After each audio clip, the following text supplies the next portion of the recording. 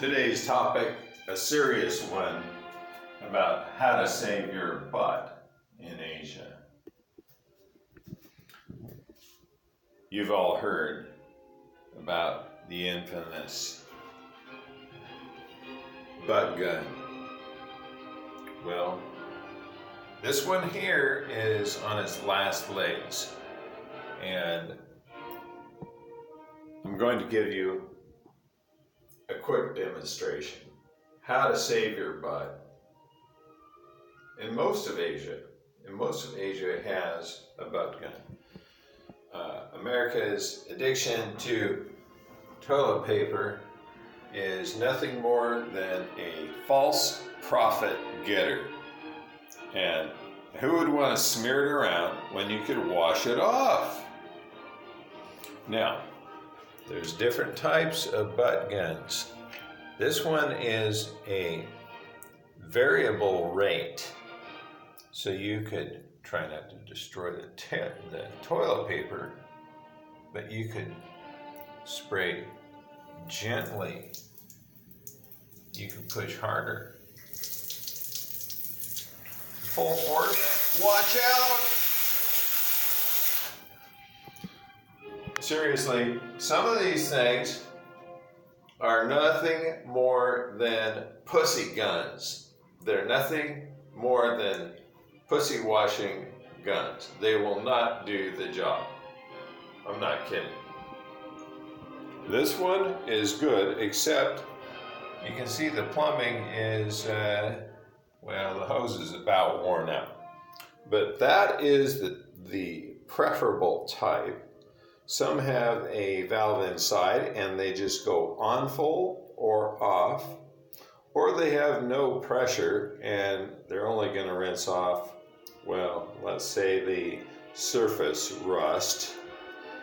They're not going to get down to the nitty gritty. This one does the job. Now, when you get down in there, I'll try not to spray myself. When you get down in there, you might want to kind of scoot forward just a little. Don't put it up you don't want to spray it up your back, but spray it in there in a circular fashion and get it right up in there, and you're good to go. I mean, you're good after you went. Then you have the toilet paper to finish up and dry off and check the quality of your work and your butt gun. Everything should come out clean after the wash. Okay, that'll save you some grief. But I don't know why in US, why would you want to smear it around when you could just wash it off? Every time I go back to the US, I just look at it like, this is a promotion for toilet paper is all this is. Now, we're going to talk about plumbing in US. Well, normally there's a certain standard in US. The main thing Asia has over it is,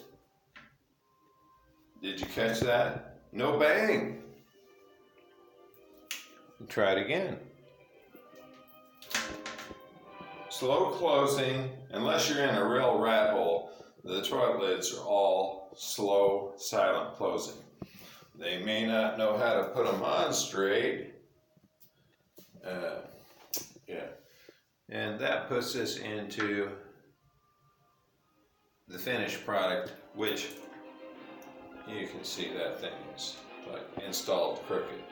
Well, there is little or no maintenance on most things in Asia, and I would say I've experienced that in many different hotel rooms. You have the wet bathroom. This one happens to be the dry bathroom with doors, so your toilet paper doesn't get destroyed. So you're not walking through a pond every time to go to the toilet. And let's see. I've had to make a few improvements on this room. We're staying in Olwen Home, I think it is. Olwen. It's about $15 a night Airbnb. But we got the hard Asian bed, extra firm. I can't say it's hard on your knees, but it's much harder than what I would like. So that's one demerit. It has a little kitchen, that's good. But I noticed the water was coming out of here kind of sporadically crooked, and when you turn it on hot, this will burn your ass off, or your fingers, or whatever's in the way. Now, I sent the manager a message last night through Airbnb, and I was basically half naked, ready to jump into bed.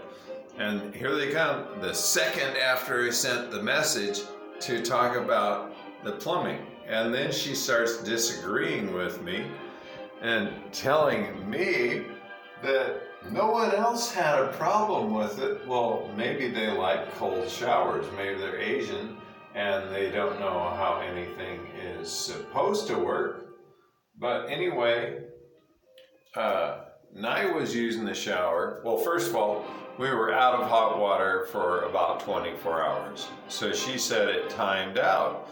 Well, there's no timeout. It got too hot because the hot water system is turned way, way up. And so you end up with 205-degree water.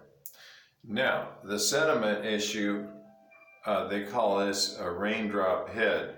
Well, you can see where the raindrops are coming out. The rest of it is plugged up.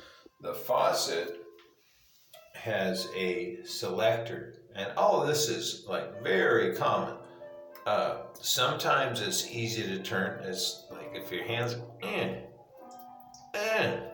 your hands are dry, maybe you can turn it. If that's wet, you might forget it.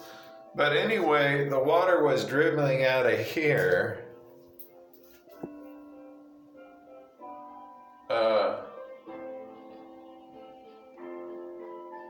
Well, I'm not going to turn it on. I don't get my feet wet. But the water was dribbling out of here about as hard as I could pee. And you try to shampoo your hair. That is not working. And then you turn it all the way to hot, get the hot water there. It's burning hot. Then you turn it down a little. Still burning hot. They turn it down a little. Still burning hot. You turn it down a little more. And this does not turn easy. You turn it just a tiny bit, then it's cold. Turn it back, then it's too hot. So we end up wasting probably 50 or 100 liters of water just trying to get the damn thing adjusted. Now, one of the managers spoke better English, so here we are, 11:30 at night. I already wanted to go to bed. I just sent him an email, and they come showing up at the door knocking, and then she's disagreeing with me when I'm already tired. Oh, that's a mistake. I've installed water systems, hot water. I've built houses, I've plumbed houses, I've wired houses. But yeah, she starts disagreeing with me and making it sound like I'm the only one that's had the problem. And then before they came, I had already taken this apart, banged it on the wall to knock the sediment out, and then put the water hose on here to reverse the flow, to blow it out. So it's almost, the water comes out like this now. So you have to be, the water comes out like this. So you have to be friendly with the wall and the faucet, and don't bump that faucet, you'll burn your ass off. Or it'll switch to cold and you'll be getting a cold shower. Now, this is not really that unusual. I stayed at another new hotel, and they had an even more exaggerated problem with the hot and cold. There's a flow valve, balance valve in the system that apparently no one in Asia knows how to adjust these things. It's kind of like the motorbike. Well, there's hot water, there's cold water. Well, the motorbike starts and it goes. That's good enough. There's no fine adjustment. There's no maintenance. So far, I'll tell you what I've done here. I've cleared the water line so it works minimally. The faucet needs to be taken apart because there's no doubt sediment in there. Once I freed the pressure and took the head off and ran the hose, then it got a little bit better. Okay, the first thing we walked in, I liked everything except the hard-ass Asian mattress. Then all I could smell was the piss urine smell, because I don't know who stayed here, but they were not a good aim, and all around the back of the toilet was yellow. So I've cleaned the faucet, I've disinfected the toilet, so now I can stand to go in the bathroom, and in fact the whole apartment stunk like pee when we got here.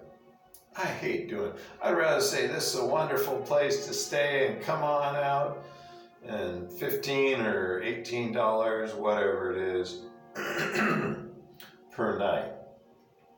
And then we kept waking up with our sinuses all crappy, and so I'm looking at the air conditioner, and sure enough, air conditioner is dirty. It looks like it's never been cleaned. So I get up on a chair, yank the filters out, and they're just plugged full of dirty pollen, dirt. And so spend 10 minutes, clean that up for them. So that's fix number 3. And I'm supposed to be retired or on vacation or paying for a room where stuff works. I don't know. That is kind of typical in Asia. But I ask you, am I being unreasonable to want a nice warm shower that stays the same temperature, and an apartment that doesn't smell like piss when you walk in, and then an air conditioner that doesn't blow grimy, dirty air? I think those are all health standards. And that shower will burn your ass if you're not careful. And I mean, the typical thing is they turn up the hot water heater to about 200 degrees, which is not even safe. And then, so your variable is very little, but nothing is ever adjusted right. And like a friend of mine said, welcome to Southeast Asia. Well, I'm sorry, but I mean, I can do better with a 30-meter chunk of poly pipe and a tin can for a solar shower, which is probably how we'll be living in another 2 weeks. So until next time, be careful out there. And by the way, be careful crossing the street, and especially watch for those electric scooters. They're nearly silent. And usually there's some young girls riding them that just go as fast as they'll go with the headlight turned off. But other than that, I plan to do a video on the progress of the tiny home back in Cambodia, in Danang at the moment. There's a certain grandma down the street that she's got to be 90 or 100 plus, and I'd like to try to interview her if I can translate with Google. I think she still talks, but I said hello and smiled, and she seems real friendly. She's got an address on her back, like address label, so I guess she might wander off. But I find it really interesting to talk to the locals, and the ones, I don't care if they speak no English. I find everything unusual or beyond the tourist trap areas very interesting, and we'll try to show you the real Vietnam. Until next time, like and subscribe and share with your friends. More adventures coming up, and we'll try to get out of the bathroom here. Bye for now.